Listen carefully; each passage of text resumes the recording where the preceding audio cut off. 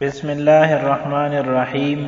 فصل بل فصل دی الکلمة لفظ وضع لمعنى مفرد. کلمه دا یو داسې لفظ دی چې دا وضع شوی وي د مفرد معنا د پاره. دا یو مختصر عبارت دی او پدې کې اولنی چې کوم معرف دی او محدود دی د کوم چې تعریف کی کولی شي نو هغه الکلمتو دی. په الکلمتو کې یو معروض دی او دو پکې عارضتین دي. معروض مطلب کلم دی چې دا په مثال دا میزبان او د کوربه دی، او عارضتین په دې کې یو الف لام دی او بل تا دا چې دا په مثال دا ملمنو دی. مونږ به دا کوشش کوو په دې سبق کې چې د دې دریو مانو تفصیل دا ذکر کو. د ټولو نه اول مونږ شروع کوو د الف لام په تفصیل کې. نو الف لام په لغت کې څه ته وایي؟ کلمۃ ال، یعنی الف لام په لغت کې دا کلمه د ال ده، یعنی الف او لام. او په اصطلاح کې الف لام څه ته وایي؟ کلمة تحلى بها کلمة اخرى. دا الف لام دا هغه کلمه ده چې په دې باندې بل کلمه دا خشته کولی شي او مزین کولی شي په دې باندې. او الف لام دا په دوه قسمه باندې دي، یو الف لام اسمی دی او بل الف لام حرفی دی. الف لام اسمی دا ستوي نو دا هغه الف لام دی چې په اسم فاعل باندې او په اسم مفعول باندې داخليږي بالاتفاق، او په صفت مشبہ باندې داخليږي بالاختلاف.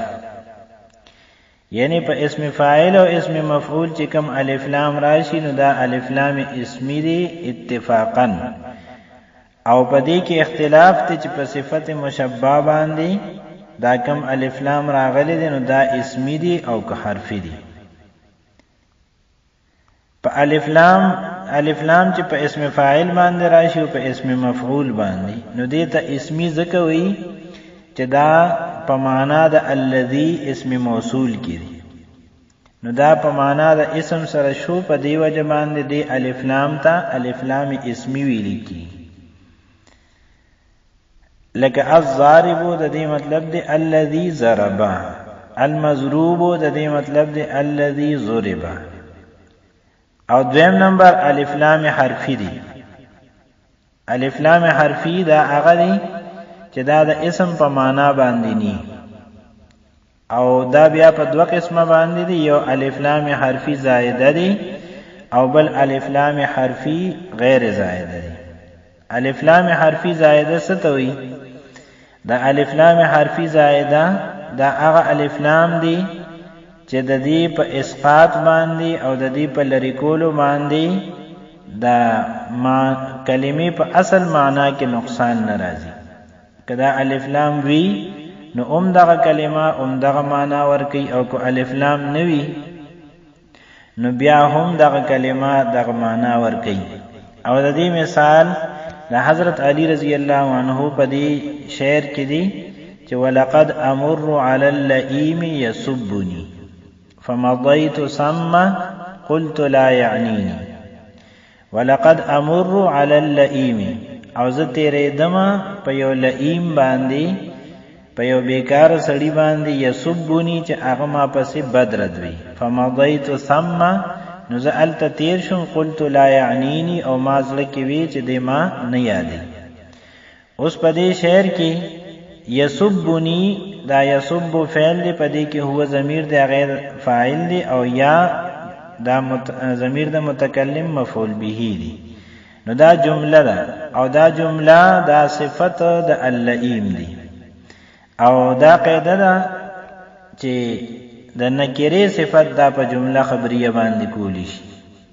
دلته کې اللئیم کو دا مونږه معرفه وګڼو نو د دې لپاره یسبونی دا صفت نټیکی. په دیو جمان په اللئیم کې الف لام زائده دی، او دا نکره شو نو د نکره صفت په جمله خبریه باندې دا درست شو. او الف لام حرفی زائده دا بیا مزید په دوه قسمه باندې دي، یو لازم دی او بل غیر لازم دی. او لازم او غیر لازم دا دواړه دا بیا په دوه قسمه باندې دي، یو عوضی او بل غیر عوضی. نو دا ټوټل 4 قسمونه شو، الف لام حرفی زائد، لازم، عوضی، او الف لام حرفی زائد لازم غیر عوضی، او الف لام حرفی زائد غیر لازم عوضی، او الف لام حرفی زائد غیر لازم غیر عوضی.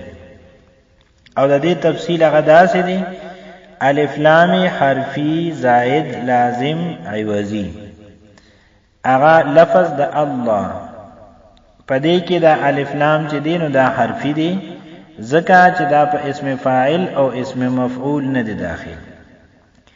او زائد دی ځکه زائد دی چې په دې لفظ الله کې تعریف او معرفه کېدل دا په علمیت سره حاصل شوی. الف لام سره په کې تعریف نه دی راغلی.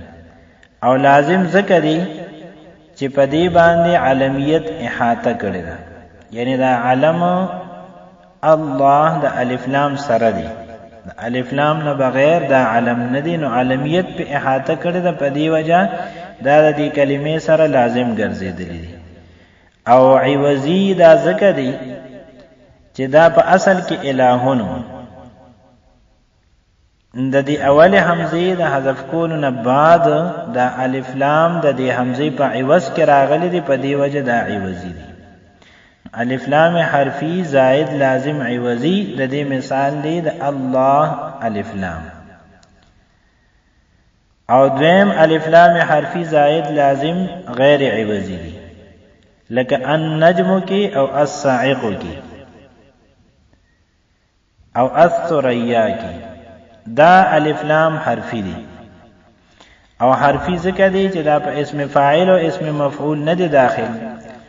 او زائد دی ځکه چې تعریف دلته کې په دې دروانو کلماتو کې دا حاصل شوی دی په علمیت سره. او لازم په دې وجه دی چې په دې باندې علمیت احاطه کړی ده.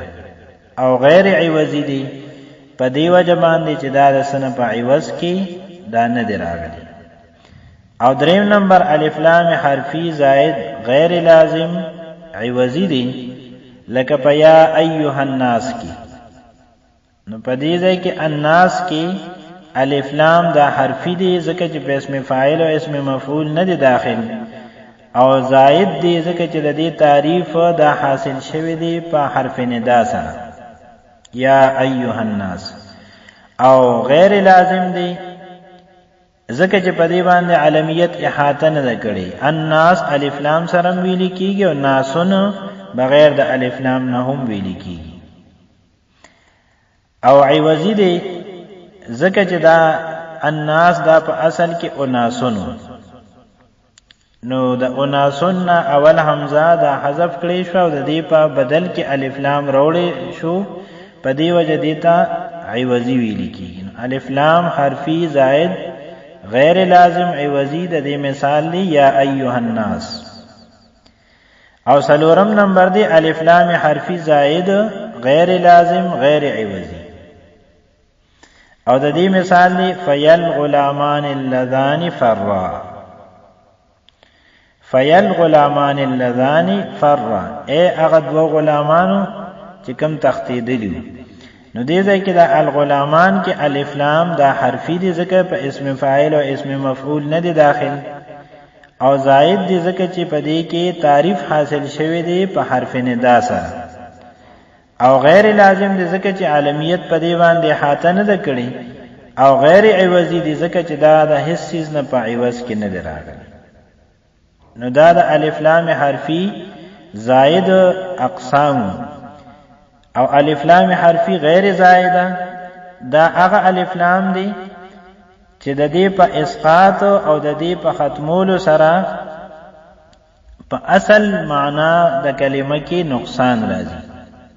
الف لام حرفی غیر زائده دا هغه الف لام دی چې کدا حذف کړي شي او ساقط کړي شي نو د کلمې په اصل معنا کې نقصان راځي او دا په څلور قسمه دي. یو جنسی دی، بل استغراقی دی، بل عهد خارجی دی او بل عهد ذهنی دی.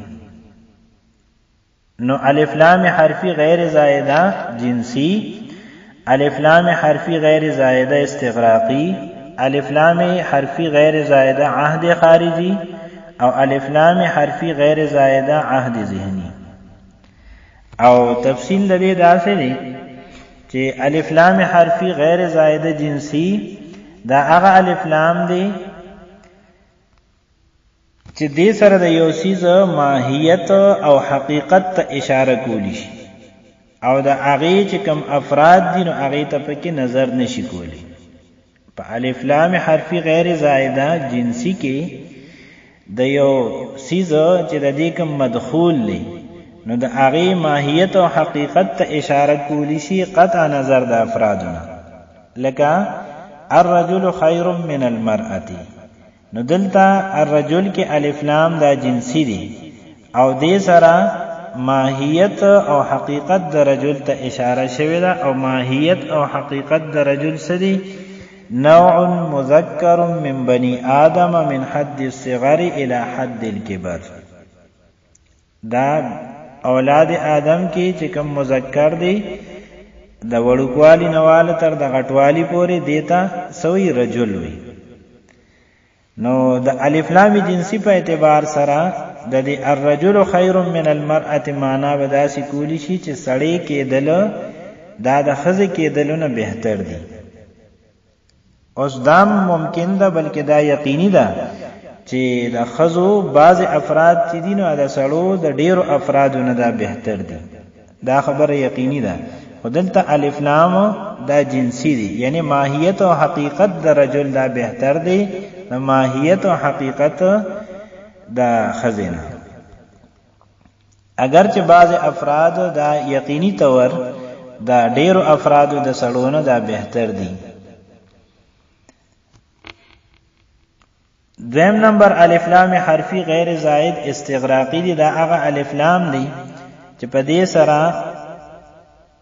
د یو څیز ماهیت او حقیقت تم اشاره کولی شي خو د هغې تمام افرادم پکې ملحوظ وي. ماهیت او حقیقت د شی ته اشاره کولی شي او د هغې تمام افراد دا پکې ملحوظ وي. لکه د الله پاک دا قول ان الانسان لفی خسر، یقینا هر یو فرد د افراد د انسان نه دا په تاوان کې دی سوا د هغې کسانو نه الا الذین آمنوا وعملوا الصالحات تر اخره پورې. دریم نمبر دی الف لام حرفی غیر زائد عهد خارجی.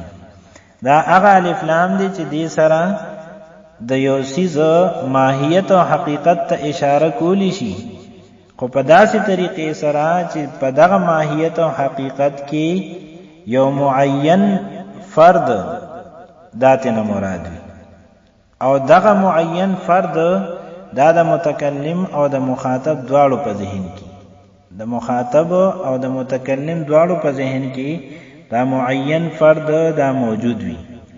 لکه څنګه چې الله پاک په دې قول کې دی فعصا فرعون الرسول، په دې ځای کې الرسول باندې الف لام چې کوم راغلی دا الف لام حرفی غیر زائد عهد خارجی دی. او دا معلومه خبره ده چې فرعون د کوم یو رسول نافرمانی کړې وه نو هغه د متکلم او د مخاطب په ذهن کې موجود دی چې هغه موسی علیه السلام دی. او څلورم نمبر الف لام حرفی غیر زائد عهد ذهنی دی.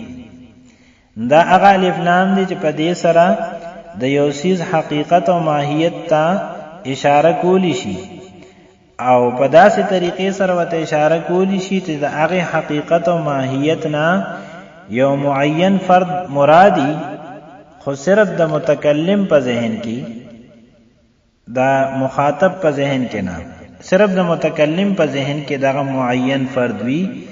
او د هغې مثال دی انی اخاف ان یأکله الذئب. یعقوب علیہ السلام فرمایل زیریګم ان یاکله الذئب، دا چې وبخری دلره الذئب شرمخ. دلته اوس یعقوب علیہ السلام متکلم دی، د هغه په ذهن کې ذئب دی باندې الف لام دی، نو د دې شرمخ یو خاص فرق تنم مراد دی. دویم نمبر عارض دلته کې په الکلمتو کې دا حرف تا دی، او دا حرف تا دا په مختلفو معنو باندې راځي. د تانیث د پاره راځي، لکه قائمتن کې تا د تانیث د پاره ده. د تذکیر د پاره راځي، لکه ثلاثتن کې ذکر د دې تمیز چې ذکر کولی شي نو هغه مذکر ذکر کولی شي، ثلاثه رجالن. په دې وجه دلته کې تا د تذکیر د پاره د مذکر کېدو.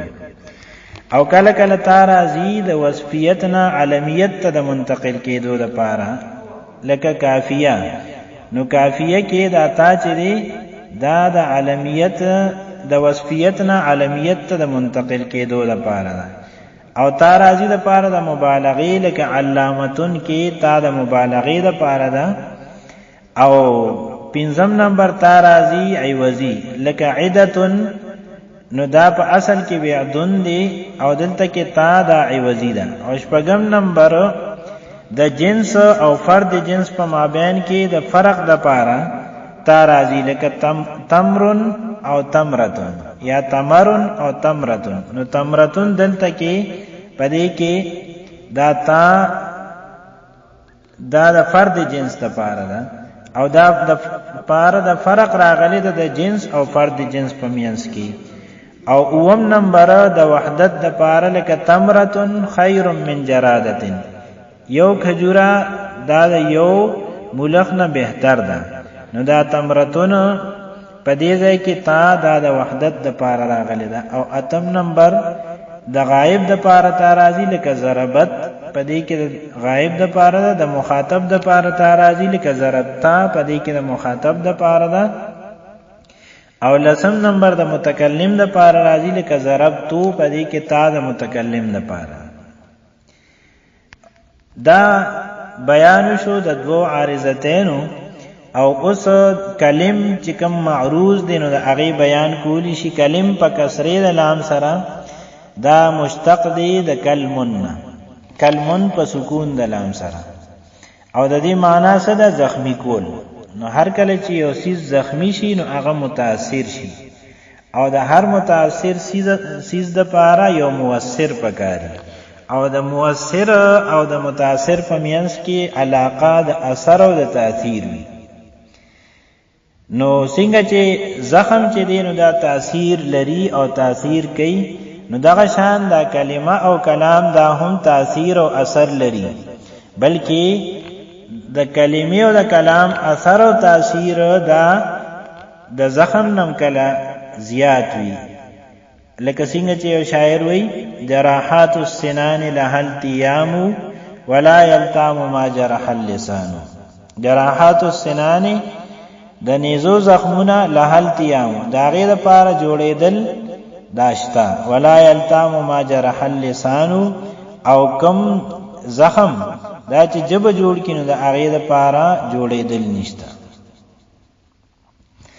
اوس دا تفصیل د یو غرض د پاره شو، او هغه غرض څه دی؟ هغه غرض دا دی چې په الکلمتو کې الف لام دا استغراقی، عهد خارجي او عهد ذهنی دا نه دی، بلکې دا الف لام دا جنسی دی. اوس دا استغراقی ځکه نه دی چې د استغراقی د مدخول نه کل افراد او تمام افراد مرادی، او دلته کې دا الکلمتو چې دی نو دا معرف دی او تعریف د تمام افراد نه کیږي، بلکې د ماهیت او د حقیقت کیږي. نو په دې وجه دا الف لام استغراقی نه دی. او دا عهد خارجی نه دی ځکه چې د عهد خارجی د مدخول نه په خارج کې یو معین فرد مرادی، او تعریف د فرد معین نه کیږي بلکې دا ماهیت او د حقیقت کیږي. نو په دې وجه الکلمتو کې الف لام دا د عهد خارجي د پاره نه دی او د عهد ذهنی د پاره هم نه دی، ځکه چې الف لام عهد ذهنی دا په خپل مدخول کې تعریف او معرفه کېدل نشي پیدا کولی. یعنی د الف لام عهد ذهنی مدخول دا معرفه نی، او دلته الکلمتو دا په مقام د مبتدا کې دی او مبتدا دا معرفه وي. نو کوم دې ته الف لام عهد ذهنی وایو نو دا مبتدا و نکره شي او دا سه درست نه په دې مقام کې. نو د دینه معلومه شو دا خبره چې په الکلمتو کې الف لام دا جنسی دی او د الف لام جنسی د مدخول نه ماهیت او حقیقت مرادی. قطع نظر د افرادنا او تعریف هم د ماهیت او حقیقت کولی شي. په دی وجه په الکلمتو کې الف لام دا الف لامی جنسی دی. بعض کسان وی دلته کې الف لام دا د عهد خارجي د پارم کې دی شي او معهود با د دین سوي کلمه نحویه وي، ځکه چې تعریف د کلمې نحویه کې دی شي. او بیا به دې سره دا وضاحت کولی شي چې دلته کې دا کلمه چې دی نو کلمه د شهادت یا بل کلمه هغه مراد نه ده، بلکې دلته کې تعریف چې د کومې کلمې کېږي نو کلمه نحویه ده او دا غي تعریف کیږي. او په الکلمتو کې تا دا د صد پاره ده، دا د وحدت د پاره ده. او وحدت په دې باندې ځان پوي کې وحدت چې دی دا په درې قسمه دي. وحدت شخصي، وحدت شخصي څه ته وایي؟ چې په یو شخص او په یو فرد کې دو باندې دلالت کوي. او وحدت نوعی څه ته وایي؟ چې په یو نوع کې دو باندې دلالت کوي. او وحدت جنسی دا غي ته وایي چې په یو جنس کې دو باندې دلالت کوي. نو دلته کې دا تا چې دا یا خو دا د وحدت نوعی د پاره ده چې د دین یو قسم کلمه مراد ده او هغه کلمه نحویه ده، کلمه لغویه او کلمه شرعیه دا نه ده. یا دا چې دلته کې دا تا د وحدت جنسی د پاره او مراد تینا جنس کلمه دی. او چې کله موږ د دې داسې قسمه وضاحت کو نو دې سره یو سوال دی د هغه جواب مو شو. هغه دا چې که الف لام جنسی شي او تا د وحدت د پاره شي نو په دې کې تضاد لازم شو. الف لام جنسی دی، ماهیت او حقیقت ته مراد دی، او تا د وحدت د پاره ده نو وحدت خود فرد د پاره راځي نو په دې کې تضاد راغی. ځکه چې جنس دا په کثرت باندې دلالت کوي او وحدت دا په یو کېدو باندې دلالت کوي. نو کلم دا سه معروض دی چې دیتا الف لام عارض شو چې په کثرت دلالت کوي او دیتا تا عارض شو کوم چې په وحدت دلالت کوي او د کثرت او د وحدت په مابین کې تضاد دی. نو د دې مونږه مخکې جواب وکړو چې دلته د وحدت نه مراد وحدت نوعی دی یا وحدت جنسی دی. او وحدت نوعی او وحدت جنسی دواړه په کثرت دلالت کوي. په دې وجه د الف لام جنسی او د تای وحدت په منځ کې تضاد نشتا او تضاد به ال راځي چې کوم وخت کې مونږ د تا د وحدت شخصي د پاره وګورو.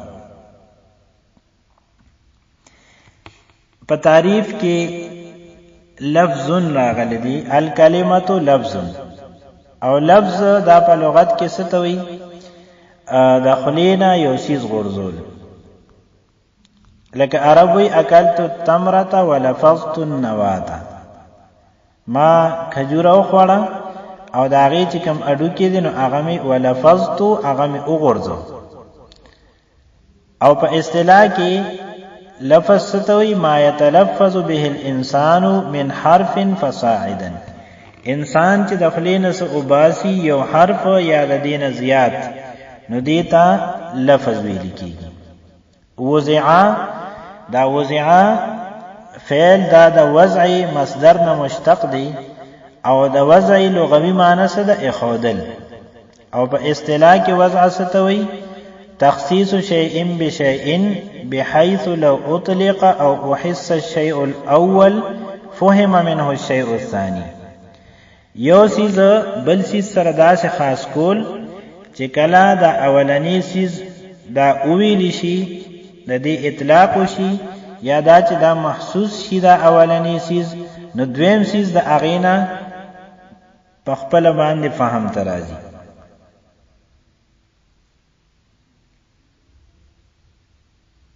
لکه مونږ وایو چاقو نو اوس دا چاقو یو داسې لفظ دی چې دا وضع شوی دی د څه دپاره د دستې دپاره او د پلکي دپاره نو چې کله چاقو لفظ وویلی شي نو د دې نه مجموعه دا ذهن ته راځي چې هغه دسته ده او پلکي دی لمعنن دلته کې دا معنا لفظ چې دی دا په وزن دا مفعلون دی او پدې کې په اعتبار دا صيغه سره یو څو احتمالات یو احتمال خدا دی چې دا ظرف دی یعنی دا اسم مکان دی او معنا یې صدا نو د معنا دا د قصد زه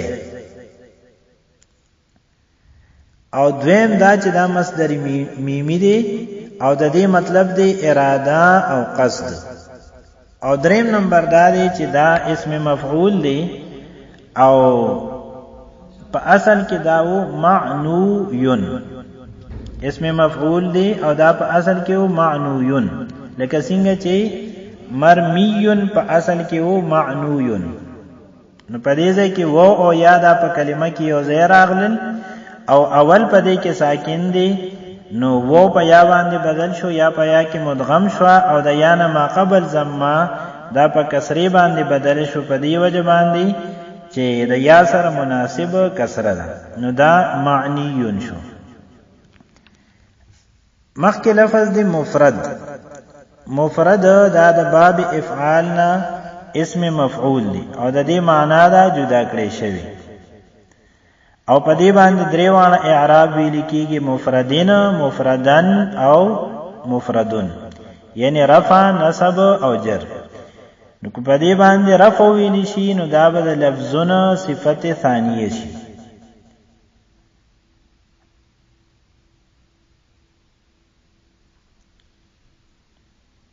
او د دې مطلب به لفظ مفرد یعنی کدا ویل شي الکلمه لفظ وضع لمعنى مفرد نو بیا موږ د دې معنا کو لفظ مفرد یعنی د دې نه مستفاد شي لفظ مفرد او کوم مفردن دا منصوب ویل شي نو په دې کې بیا دا دوه احتمال دي یا خدا چې د وضع د ضمیر نه ودا حالي او په دې صورت کې هم د دې نه لفظ مفرد مستفاد کیږي او یادا چې د معنن نه به حال واقع کیږي او په دې صورت کې بیا د دینه معنای مفرد مستفاد کیږي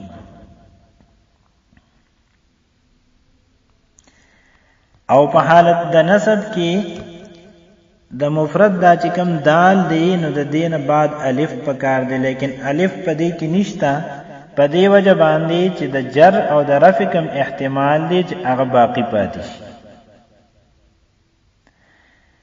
او چې کله یو لفظ دا منصوب وي او منون یعنی تنوین والا وي نو په هغه کې اخره کې الف راځي پر رسم الخط کې خو په هغه ځای کې راځي په کم ځای کې چې هغه کې د نسب نه علاوه بل احتمال پکې ني او دلته کې دا مفردن داسې منصوب دي چې په دې کې د جر او د رفع دواړو احتمال هم شته په دې وجه پر رسم الخط کې دلته الف په حالت د نسب کې نه لیکل شوی او کو چرته مفردین دا مجرور ویل شي نو په دې صورت کې ودا صفت شي د معنا او بیا هم د دینه معنای مفرد مستفادی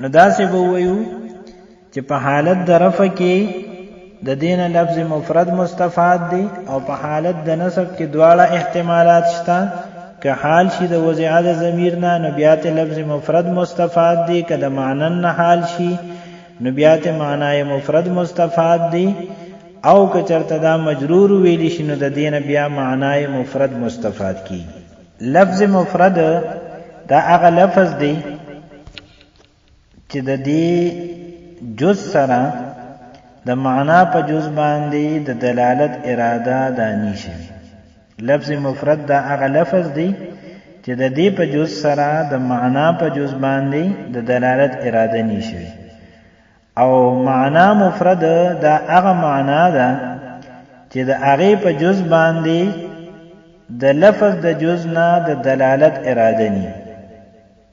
معنای مفرد دا هغه معنا ده چې د هغه معنا په جز باندې د لفظ د جز نه د دلالت اراده ني. اوس دلته چې کوم تعریف شو نو پدې کې قیودات دي، نو دا هغه قیوداتو فواید دا ذکر کولی شي چې الکلمتو دا معرف دی، محدود دی، او د دې تعریف کولی شي. او لفظ وضع لمعنى مفرد دا تعریف دی، او دې ته حدم ویل کیږي او معرف هم وته ویل کیږي. او په تعریف کې چې کوم اول لفظ راغلی دی لفظن، نو دا په درجه د جنس کې دی، او دا معرف تم شامل دی، او د معرف نه علاوه غیر تم شامل دی، یعنی موضوع، محمل، مفرد، مرکب، دې ټول ته دا شامل دی. وضع دا اول فصل او قید دی، او دې سره د تعریف د کلمې نه محملات خارج شو، لکه جسقن وغیرہ. یا پښتو کې مونږ وایو اوبو موبو، نو دا موبه چې دی نو دا لفظ محمل دی. محملات خود دینه خارج شو، لیکن د وضع د ذکر کولو سره د دینه مرکب تام، مرکب ناقص او دغه سیزونه دا خارج شوی نه دي، هغه لا اوسم پدې کې داخل دي. او داسې فصلونه او داسې قیودات په دې تعریف کې نور پکار دي چې د کلمې نه علاوه مرکب تام، مرکب ناقص دغه سیزونه د دینه اوویستل شي. لمعنن دا دویم فصل دی، دویم قید دی، او دې سره د تعریف د کلمې نه حروف تهجی وتل، حروف هجا. ځکه حروف هجا د معنا د پاره وضع شوی نه دي، بلکې هغه د ترکیب د الفاظو د پاره وضع شوی نه چې خپلو کې یو ځای شي او الفاظ جوړ کی. حروف هجا او حروف تهجی په دې غرض دا وضع شوی. او مفردین دا دریم فصل دی، دریم قید دی، او په دې سره د تعریف د کلمې نه مرکب تام، مرکب ناقص دا خارج شول.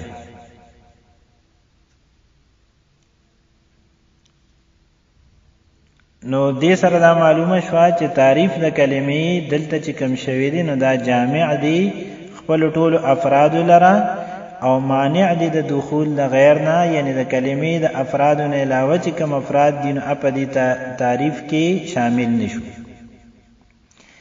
ترکیب د دې وسنګ کېږي الکلمتو دا مبتدا دی، لفظ موصوف دی، وضع فعل مجهول دی، په دې کې هو ضمیر دی، غیر نائب فاعل دی، لام حرف جر دی، معنن موصوف دی، او مفردین صفت دی. موصوف سره صفت نه دا مجرور د جار، جار سره د مجرور نه متعلق د وضع، فعل مجهول سره د نائب فاعل او متعلق نه دا جمله فعلیه خبریه دا خبر د مبتدا، او مبتدا سره د خبر نه دا جمله اسمیه خبریه شو. او نحوی اجرا د دې داسې ده په دې عبارت کې الکلمتو او لفظون او دا مفردین دې کې ار یو چې دینو دا اسم معرب مفرد منصرف صحیح دی، حالت رفعیه ضمه سره دی، حالت نسبیه فتحه سره دی، او حالت جریه کسره سره دی. الکلمتو دا د مبتدا کېدو په وجه باندې مرفوع دی، لفظون د خبر کېدو په وجه مرفوع دی، او علامت د رفع په الکلمتو کې ضمه د تا ده، او په لفظون کې ضمه د ضا دا علامت د رفع دی. او مفردین دا د مجرور صفت دی، په دی وجه دا هم مجرور دی، علامت د جر په دی کې کسره د دال ده. او معنا دا اسم مقصور دی، او د دې حالت رفعی دا په تقدیر د ضمه سره، او حالت نسبیه په تقدیر د فتحه سره، او حالت جریه په تقدیر د کسره سره. دلته دا د لام جاره په وجه باندې مجرور دی، او علامت د جر پدې کې کسره تقدیری ده. وهي منحصره في ثلاثه اقسام اسم وفعل وحرف، او دا کلمه منحصره ده او راګیره ده په دریو اقسامو کې، یعنی د دریو اقسامو نه زیات نه ده او د دریو نه کم هم نه ده. او هغه درې اقسام څه دي؟ اسم وفعل وحرف، یو اسم دی بل فعل دی او بل حرف دی. د دې عبارت ترکیب بسنګ کو پدې کې وو دا حرف عطف دی یا وو استینافیه دی، هي مبتدا دی منحصره اسم فاعل دی، او پدې کې هي ضمیر دی هغه دی فاعل دی. فی ثلاثه اقسام دا جار مجرور متعلق د منحصره اسم فاعل. اسم فاعل سره د خپل فاعل او متعلق نه دا شبه جمله خبر د مبتدا، مبتدا سره د خبر نه جمله اسمیه خبریه شو. اسمنا دا خبر دی او د دې مبتدا محذوف دی، یعنی احدها اسم. نو احدها مرکب اضافي مبتدا او اسمونه خبر. دغه شان وفعل دا و استینافیه دی او فعل دا خبر دی، د دې مبتدا محذوف دی. ثانیها، نو ثانیها مضاف مضاف الیه مبتدا او فعل خبر. وثالثها حرف، نو ثالثها مبتدا محذوف دی او حرف دا د هغه خبر دی. او نحوی اجرا د دې عبارت داسې ده و حرف عطف دی او هيا دا اسم ضمیر دی، فی حرف جر دی او دا ټول مبنی دی. منحصره ثلاثه اسم فعل حرف، دا ټول چې دی نو دی کې ار یو دا اسم معرب مفرد منصرف صحیح دی، حالت رفعیه ضمه سره، حالت نسبیه فتحه سره او حالت جریه کسره سره دی. منحصره دا خبر کېدو په وجه مرفوع دی او علامت د رفع پدې کې ضمه ده تا ده.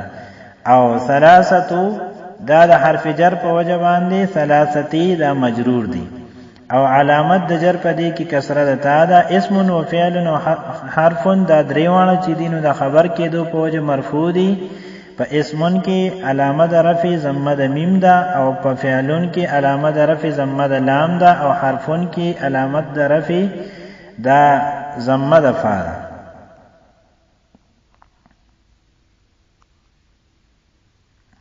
لانها اما الا تدل على معنى، پدې ځای کې مصنف رحمت الله علیه وجد حصر بیانی. لانها ذکر دا کلمه چې ده اما الا تدل على معنى في نفسها، یا هو دا په خپل معنا باندې دلالت نکي، وهو الحرف او دا حرف دی، یعنی مستقلا بدا په خپل معنا دلالت نکي سو پورې چې دا بل کلمې سره یو ځای شي. او تدل على معنى في نفسها، یا بدا دلالت کوي مستقلا په خپل معنا. ويقترن معناها باحد الازمنه الثلاثه، او په وسبوي د دې معنا په دریو زمانو کې یو زمانه سره، وهو الفعل او دا فعل. او تدل على معنى في نفسها، او یا بدا دلالت کوي په معنا باندې په خپل معنا مستقلا، ولم يقترن معناها به، او د دې معنا بدا پیوس نوي دا دریو زمانو کې یو زمانه سره، وهو الاسم او دا اسم.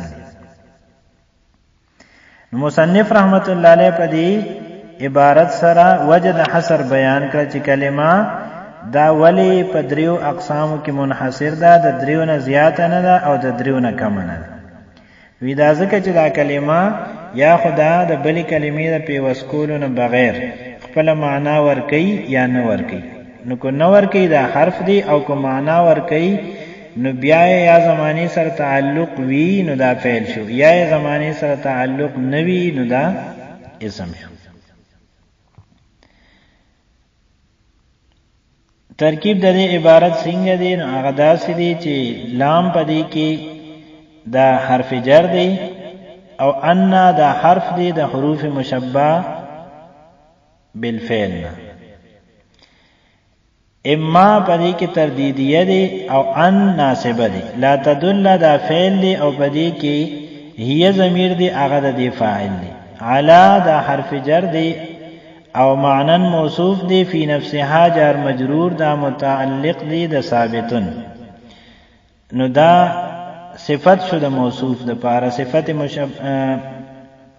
اسم فاعل سره د خپل فاعل نه سره د متعلق نه دا شی جمله دا صفت شو د موصوف او موصوف سره د صفت نه دا مجرور شو د جار جار سره د مجرور نه متعلق شو د لا تدل فعل فعل سره د خپل فاعل او متعلق نه جمله فعلیه خبریه دا معطوف علیه او حرف عطف دی تدل فعل دی پدې کې هي ضمیر دی غیر فاعل دی علی حرف جر دی معنن موصوف دی او فی نفسها دا جار مجرور د خپل متعلق ثابتن سره دا شی جمله دا صفت موصوف سره د صفت نه مجرور د جار جار سره د مجرور نه متعلق د تدل فعل فعل سره د خپل فاعل او متعلق نه دا جمله فعلیه خبریه دا معطوف علیه او حرف عطف یقترنا دا فعل دی معناها مرکب اضافی دی فاعل دی باحد الازمنه الثلاثه دا جار مجرور متعلق دی د یقترن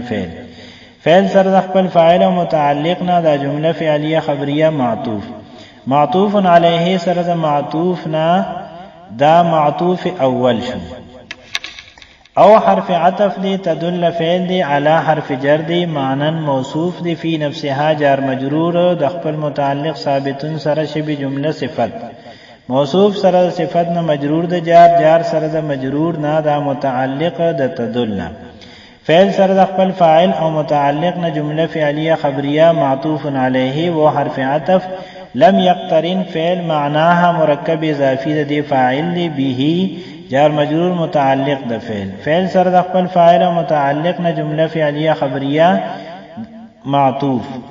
معطوف علیه سره د معطوف نه دا معطوف ثانی شو معطوف علیه سره د دواړو معطوف نه دا پتاویل دا ان مصدریه سره خبر د ان د خپل اسم او خبر سره دا جمله اسمیه خبریه دا تعویل د مفرد سره مجرور د جار او جار سره د مجرور نه دا متعلق شو د منحصرتن اسم فاعل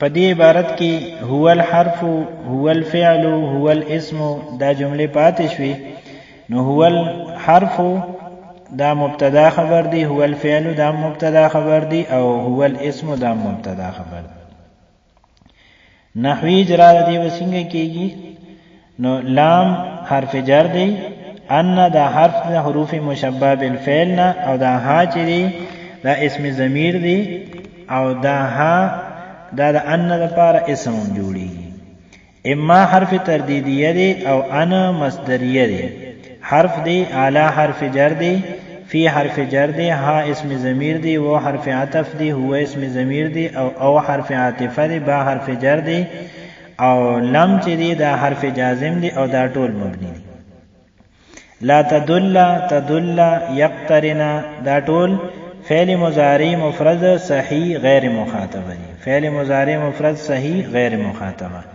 او د دې حالت رفعی دا په ضمه سری حالت نسبی فتحه سری او حالت جزمیه په سکون سری لا تدل دا د ان مصدریه په وجه منصوب دی او علامت د نصب په دې کې فتحه د لام دا تدلم د ان مصدریه په مدخول باندې عطف دی نو په دې وجه دا منصوب دی او یقترنا دا هم د ان مصدریه په مدخول عطف دی نو دا هم منصوب دی معنا دا اسم مقصور دی د دې حالت رفعی په تقدیر د ضمه سری حالت نسبی په تقدیر د فتحه سری او حالت جریه په تقدیر د کسره سری او دا مجرور دی او علامت د جر په دې کې کسره تقدیری ده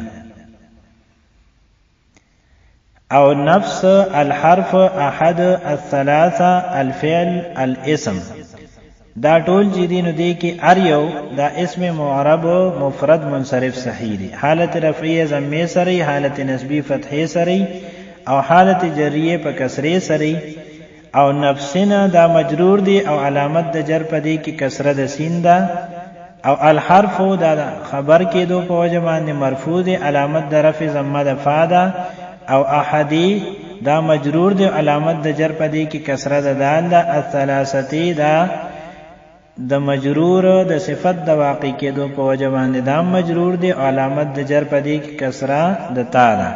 الفعل الاسم دام د خبر کېدو په وجه مرفوع دی او علامت د رفع په دې کې ضمه د لام او د میم ده. الازمنتی دا جمع مکسر منصرف ده او حالت رفعی د دې په ضمه سره، حالت نسبی فتحه سره، حالت جری کسره سره او دلته د مضاف الیه کې دو په وجه دا مجرور دی او علامت د جر په دې کې کسره ده.